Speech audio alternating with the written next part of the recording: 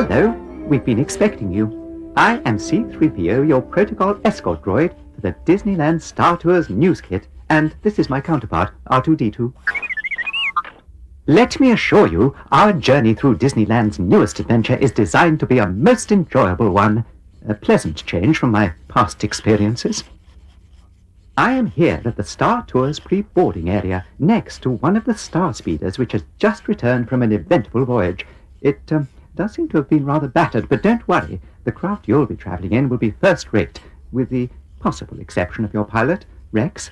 I'm afraid he's a little fresh off the assembly line, if you know what I mean, but he'll improve, I hope. Yes, R2, don't be so impatient. I was coming to you next. Your flight to the moon of Endor will be navigated by R2-D2, who is really quite efficient when he concentrates. But enough of that. I do believe it's time to begin. R2, if you would kindly display the rundown of segments, it would be greatly appreciated.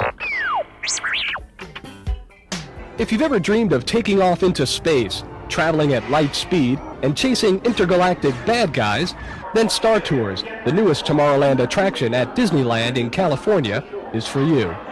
Some say it's the ultimate thrill experience, and others, well, they're a bit more descriptive. I loved it. It was the most exciting thing I have ever been on. It was really like being there. It was just the best. It was so good. I thought that it was the best attraction in Disneyland. Why? Because it's so fast and it looks like you're really moving. My mom said she knows what it's like because she always rides with my dad. Star Tours is a joint venture between the Walt Disney Company and George Lucas. So they've given me the opportunity to include my characters into that part of the park and try to come up with some new ideas, which is real exciting. It's something, it's a little offbeat from what I normally do, but it's a real exciting creative challenge. Star Tours is based on Lucas's Star Wars films, but at Disneyland, the Star Tours company offers excursions to the moon of Endor. And the supervising droid is this familiar Star Wars character, C-3PO. With modesty, I don't think they could have chosen a better droid for the job. And of course, I'll be working alongside R2-D2 once more, and while he can sometimes be a little irritating, I must admit we make a splendid team. It is now, it's fine everybody the church just thinking about it. I'd rather be sent to the spice mines of Keswick. Droid on transport 22. Get back to work. Now see what you've done. We'll lose our jobs for sure. There is something rather than stuff out, at least I made my job. Yes. Star Tours announces another of our exciting action adventure tours. Join us on the trip to Catalina. Start your day with a trip to the Star Tours. If this console is the best, then aren't we already repairing it? What do you mean you have to do more work? You ungrateful little twit. I've just about had enough of you. What? You wouldn't even have this job if you weren't for me? Once meet every few minutes, so don't delay. Visit Endor today. I really didn't understand why the announcement would be on the Endor tour. Yes, I know exactly what I'm doing, and you worry about me. Transport 22, I'm getting a critical reading on your laser cannon. First today. All our Star Speeders are piloted by the most reliable RX droid, so you can sit back, relax, and enjoy the sights. Whenever your plans call for intergalactic travel, call on the best Star Tours. RX-24. Please report immediately to Hello. How are you? I'm C-299. This is Green Labor Droid. See, my job is to pick your pilots and navigators for Star Tours. It's a really, really neat job. I mean, I like it. You get to meet a lot of nice droids. Yes, sir. I mean, no, sir. Hey, it's not my fault. These people keep asking me quick questions. excuses. I told you 1,000 times. Never fuss with a humanoid. It always leads to trouble.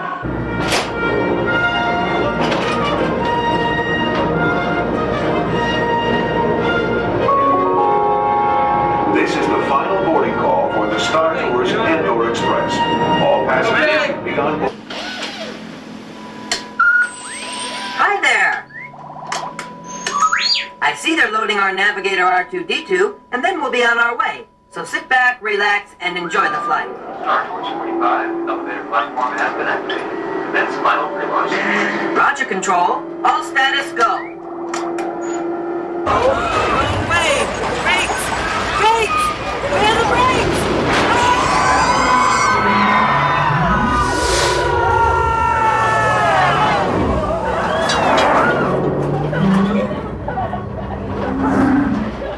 I meant to do that. A little shortcut. R2, light speed to Endor!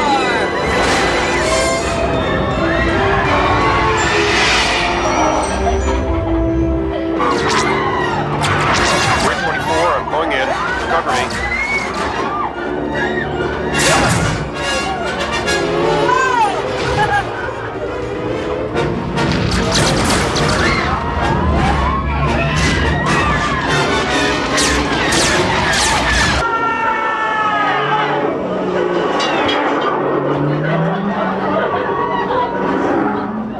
I meant to do that. A little shortcut. R2, light speed to Endor!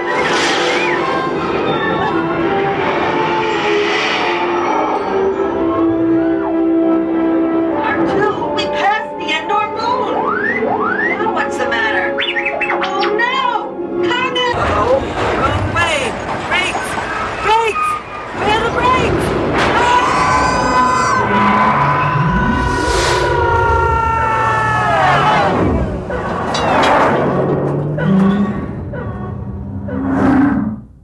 I meant to do that. A little shortcut. R2, light speed to Endor!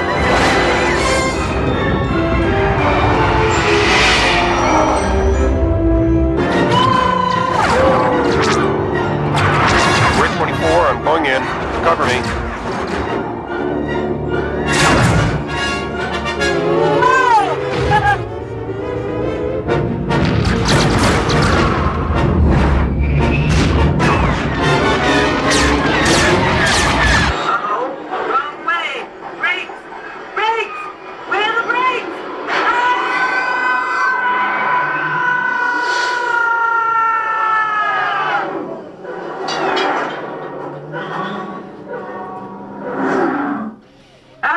Do that. A little shortcut. R2, light speed to Endor!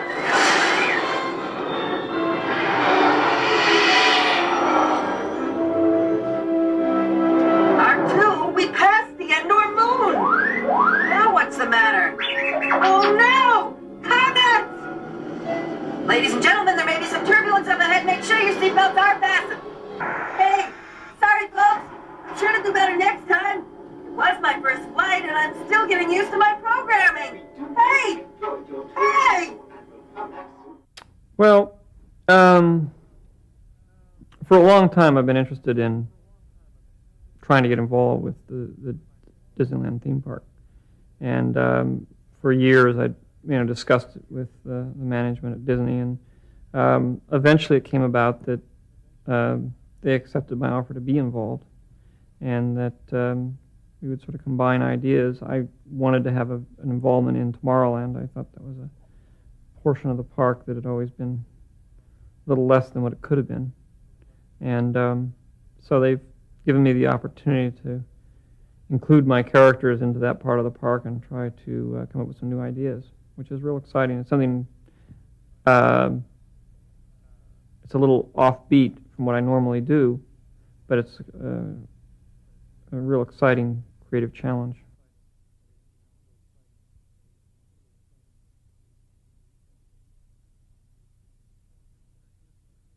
One of the basic ideas behind this is that it's reprogrammable.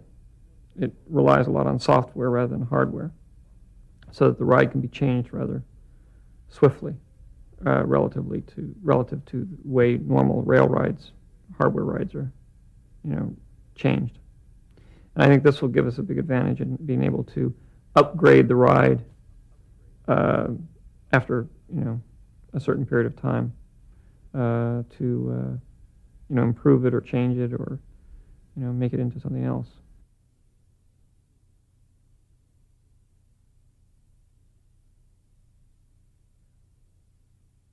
Oh yeah, I'm working on 4 or 5 other projects that will be coming out.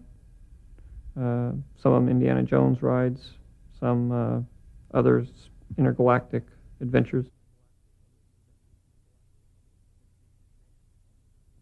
This next segment will give you all the information you need concerning Star Tours. You see, it's a conversation with me. Yes, R2, what is it? No, there aren't any interviews with navigator droids, so get back to work.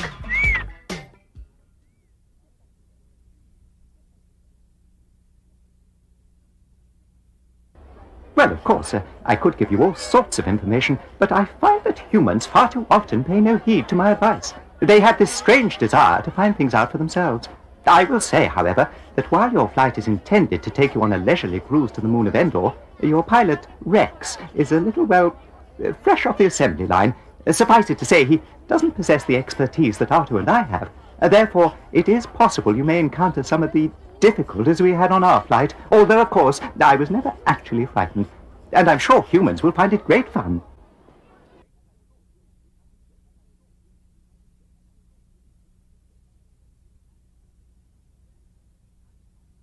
Well, I have endured rather odd environments in the past, but I must say I find Disneyland most suitable for one of my sensibilities, and I look forward to continuing my services here for many years. Of course, I have already a good deal of experience in providing vital assistance to humans, so with all due modesty, I don't think they could have chosen a better droid for the job. And of course, I'll be working alongside R2-D2 once more, and while he can sometimes be a little irritating, I must admit we make a splendid team.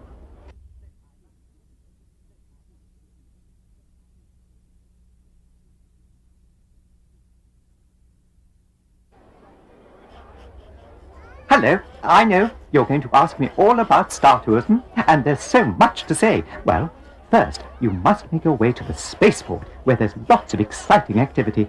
I myself am usually there, supervising R2 on maintenance. He is also the navigator of your craft. Then, after passing the droid repair shop, you enter the departure area, where you will board your star speeder, destination Endor. And don't forget to fasten your safety belt. I've met the pilot, Rex. Ooh. But look, the best thing is for you to come to Disneyland and see for yourself. Now, please excuse me, I do have to go. I left R2 by himself, and you know what that could lead to. So I must say goodbye. Goodbye. You would think that with all my expertise, I might have attained more airtime. Oh well. Next is an interview with Warren Franklin of Industrial Light and Magic, who turned fantasy into reality. ILM has joined forces with Disneyland to bring you Star Tours.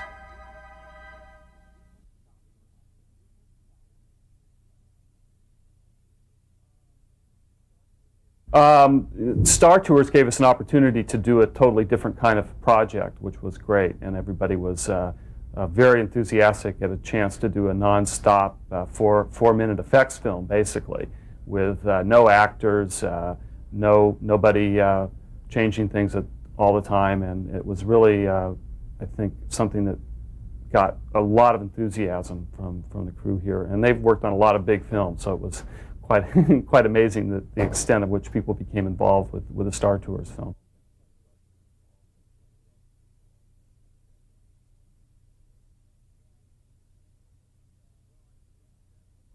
Well, I think we've spent almost a year and a half working on this particular film, and it's since it is all special effects, 4.5 minutes of it, it's pretty much equivalent of doing a major project like a Star Trek film or a Raiders of the Lost Ark or Star Wars even. Another member of ILM is Dennis Muren, an Academy Award-winning visual effects director.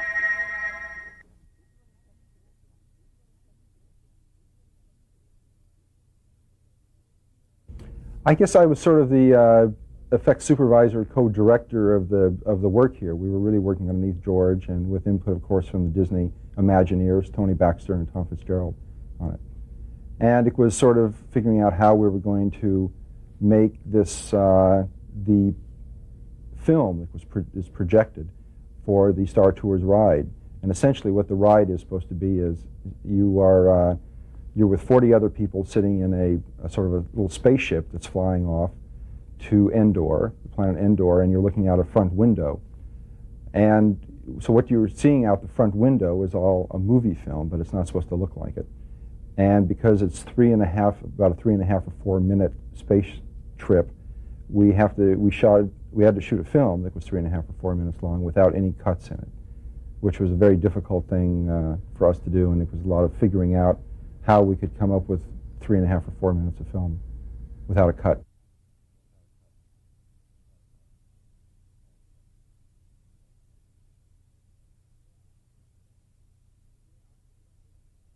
Yeah, I get wrapped up in it. It brings back first the excitement of being in Disneyland just ups you, and so you're ready for something. And then when you go in there, you're sort of like up also, because it's something that you quite haven't seen at Disneyland before. And then when you get into the Star Wars type of stuff, it brings back all the memories from those films. So it really puts you in in a lot of different worlds in a short time, and it really all works. We're real happy with it. Ah, welcome back. You know, every droid has a programmer who is dear to his memory bank. Mine is our next guest, Dave Hyten, a Disneyland computer programmer.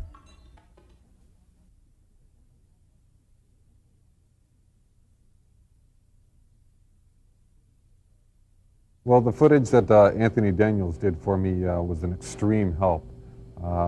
First of all, this is a character that everyone knows, and everyone already knows what he looks like, how he acts, how he moves. So it's very important that I capture that same believability. And the best way to do it was get the help from Anthony Daniels. And with his help in my animation, we brought C-3PO to life again.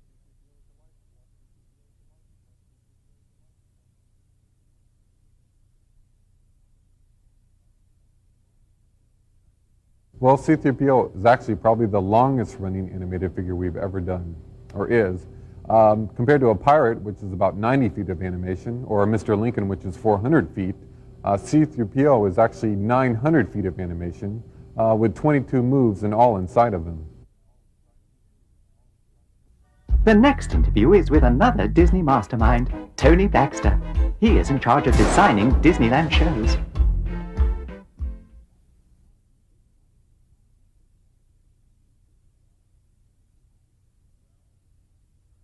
Well, obviously, the first thing that we wanted to do with George was bring about this marriage of Disneyland with the marriage of his product. And Star Tours evolved from the first presentation that we gave to George of a possible ride, and it was a little bit more complicated. You could go every which way and choose your direction. And George said, well, that's great, but what can we do immediately? What can we do to get something going right now? And so we looked around and we found this fantastic device that was in work in the Air Force and in the government to simulate excursions into space, and we thought it was a natural. Here we have the space of fantasy that George had created and combined it with real-world technology that was ready to go, and this will be the first time the general public has actually got to experience something like this, so we're real excited about it.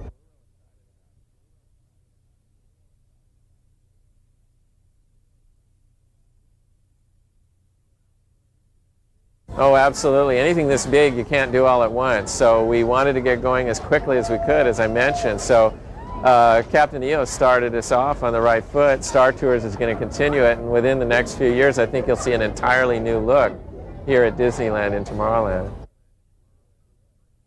And now our final segment on the Star Tours News Kit, a chat with Tom Fitzgerald, the Star Tours show designer himself.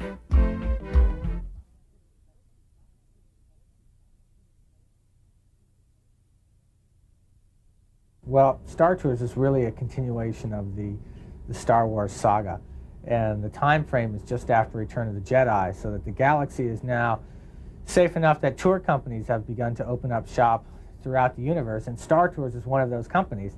And when you enter the attraction, you go into what we call the maintenance hangar, and here you're going to find your old friends R2-D2 and 3PO, who now have new jobs, new masters, and they're working for Star Tours, R2 is in what we call the Star Speeder 3000, which is a full-size transport that will take you on your journey, and he's doing some welding, and 3PO is doing the ever-popular backseat driving, telling R2 exactly why he's doing everything wrong and getting themselves in all sorts of mix-ups and so forth.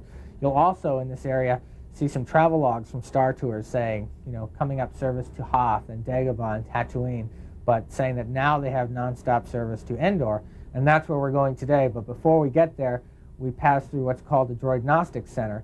And here, Star Tours is so proud of the care and precision with which their pilots are assembled that instead of hiding it off back, where we usually have maintenance operations, they put it on display.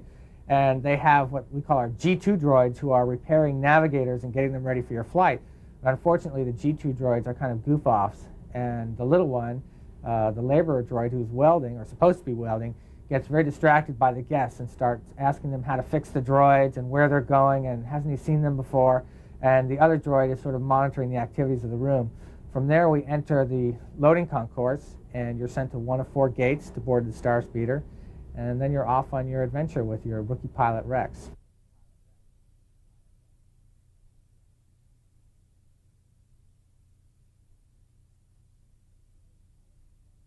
Well, when you board the Star Speeder, it will have a lot of the sensations of, recall a lot of the sensations of boarding a jetliner, except now you're boarding a space liner.